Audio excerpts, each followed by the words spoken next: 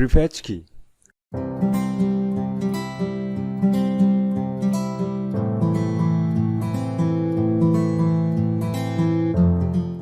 আমরা বেসিক্যালি প্রিফেচ আমাদের সিস্টেম থেকে ডিলিট করে থাকি। প্রিফেচ ডিলিট করার ফলে আমরা চিন্তা করি যে আমাদের কম্পিউটার অনেক সুপার ফাস্ট হয়ে যাবে। আসলে এটা হচ্ছে একটি ভুল ধারণা। ট্যাম্প ফাইল থাকে, ট্যাম্প ফাইল আমাদের সিস্টেমকে স্লো করে, দ্যাটস রাইট। বাট প্রিফেচ ডিফারেন্ট কিছু করে। প্রিফেচ আমাদের কাজকে অনেক বেশি ফাস্ট করে। তো প্রিফেচ হচ্ছে আমাদের ওয়ান কাইন্ড অফ কুকিজ। যখন আমরা কোনো একটা অ্যাপস একবার ওপেন করি, সেকেন্ড টাইম যখন আমরা ওপেন করতে যাই, তখন প্রিফেচ আমাদেরকে হেল্প করে। দ্যাট মিনস প্রিফেচ যেই লক ফাইল আছে, যে ডেটা স্টোর করে, দ্যাটস ওয়াই আমাদের ফাইলটি ওপেন করতে খুব কুইক হয়, মানে খুব ফার্স্টলি আমরা ওপেন করে ফেলতে পারি। It's a one kind of browser cookies. Browser কুকিজের ক্ষেত্রে যেই হেল্পটা আমরা পাই, আমরা যখন কোনো একটা ওয়েবসাইট ভিজিট করি, নেক্সট টাইম যখন ভিজিট করতে যাই, কুইকলি আমাদের সাইটটি ওপেন হয়। এটা হচ্ছে ব্রাউজার কুকিজের কাজ। আর ডেস্কটপের যে কাজটি করে সেটা হচ্ছে প্রিফেচ।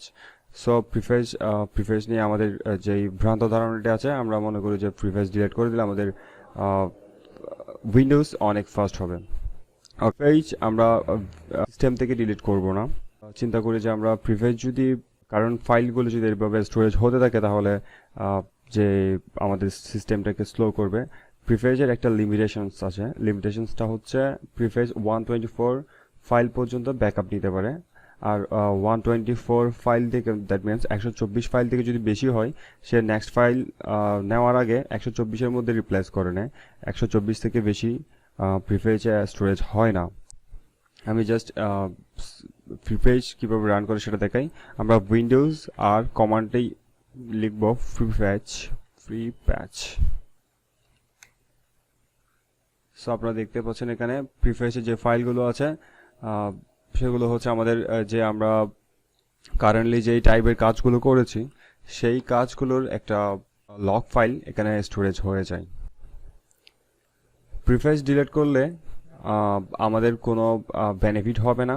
আর প্রিফেচ ডিলিট করার পর আমাদের যে প্রবলেমটা হবে, আমরা যখন কোনো অ্যাপস ওপেন করতে যাব, ফাইলটি ওপেন হতে একটু সময় লাগবে।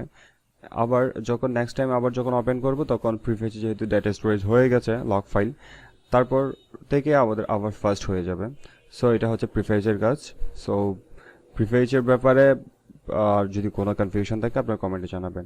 আর আমি উইন্ডোজ কীভাবে ফাস্ট করতে হয় সেটি নেক্সট ভিডিওতে আপডেট দিয়ে দেবো, কীভাবে আপনার পিসি খুব সুপার ফাস্টলি আপনি ইউজ করতে পারবেন উইন্ডোজ। সো আমি কিছু ট্রিক্স অ্যান্ড টিপস শেয়ার করবো। So till then, take care.